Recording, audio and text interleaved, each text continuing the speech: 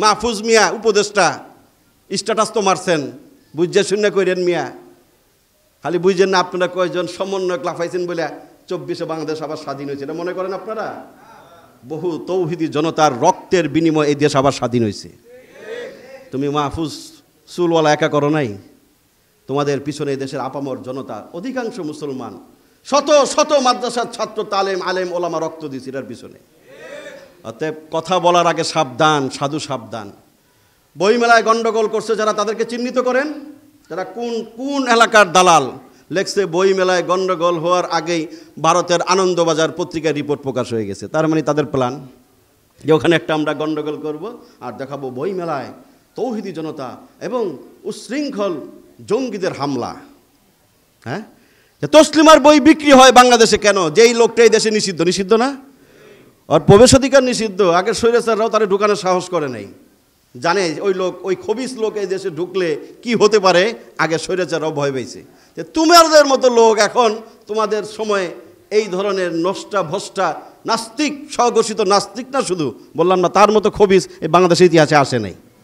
যে দাবি করে জরায়ু স্বাধীনতা চাই, আমি যার থেকে মনে চায়, যেখান থেকে মনে চায় আমি আমার গর্বে বাচ্চা ধারণ করব, এই স্বাধীনতার যে স্লোগান দিতে পারে, এমন নিকৃষ্ট খবিস বাংলার জমিনে আমি আর শুধু দেখি নাই, কেউ আর দেখে নাই কখন। ওই লোক এই দেশে নিষিদ্ধ, তার লেখা নিষিদ্ধ, তার বই নিষিদ্ধ, তাহলে কেন তার বই এই দেশে বিক্রি হবে? এটাই তো তৌহিদি জনতার দাবি ছিল, যেটা বন্ধ করো। তারা এটাকে বন্ধ করতে গেছে, তখন ওই সমস্ত ফ্যাসিস্টরা, স্বৈরাচারা, তারা আবার ওই সমস্ত স্লোগান দেয়। কিছু স্বৈরাচারের স্লোগান আছে না? হ্যাঁ, তারা ইসলামের স্লোগানকে ভয় পায়। হ্যাঁ, নারায়ে তাকবীর, আল্লাহু আকবার, এটা কার স্লোগান? আওয়ামী লীগের, বিএনপির, জামাতের, হুজুরদের, কার বলেন? কার? মুসলমানদের স্লোগান, ইমানের স্লোগান। এটাকে কেউ অন্য কোনো স্লোগান মনে করলে তার ইমান নষ্ট হয়ে যাবে। আল্লাহ রাসূল বলছেন 4টা বাক্য আল্লাহর কাছে সবচেয়ে প্রিয়, সুবহানাল্লাহ, ওয়ালহামদুলিল্লাহ, ওয়ালা ইলাহা ইল্লাল্লাহু, আল্লাহু আকবার, আল্লাহু আকবার, আল্লাহু আকবার। আল্লাহু আকবার মুসলমানের স্লোগান, এটা রাসূলের স্লোগান, সাহাবীদের স্লোগান, বিশ্বের 200-250 কোটি মুসলমানের স্লোগান এটা।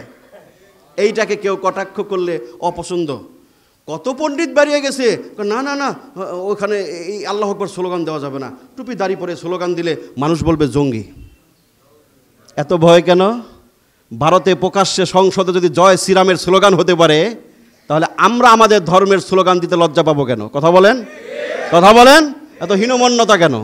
হীনমন্যতা কেন? আমি আমার ধর্মের স্লোগান সবখানে দিব আমি। কেউ কেউ না, ওই যে 32-33 নম্বর পাশ দিয়ে টুপি পাঞ্জাবি পরে যাওয়া যাবে না, ওখানে আল্লাহু আকবার বলা যাবে না। কেন?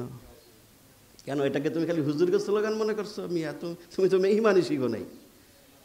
আল্লাহর সবচেয়ে প্রিয় বাক্য, এটা মুসলিম শরীফের হাদিস, একাধিক হাদিসের মাঝে সহিহ সনদে আসছে যে আল্লাহর সবচেয়ে প্রিয় বাক্যের মধ্যে আছে আল্লাহু আকবার, আল্লাহু আকবার। রাসূলাই ধ্বনি দিয়েছেন, সাহাবীরাই ধ্বনি দিয়েছেন। এটা মুসলমানদের ঈমান দীপ্ত স্লোগান বলা হয়। এই স্লোগানের মধ্য দিয়ে মুসলমানদের ঈমান তেজস্ব হয়, ঈমান জাগ্রত হয়, ঠিক কি না? ওইটা মাঝে মাঝে দিবেন, তাহলে দেখবেন শয়তানরা, বাতিলরা, মুনাফিকরা এই স্লোগানকে মারাত্মক ভয় পায়, তারা র্যাশ গুটায় তখন সেখান থেকে পালায় যায়।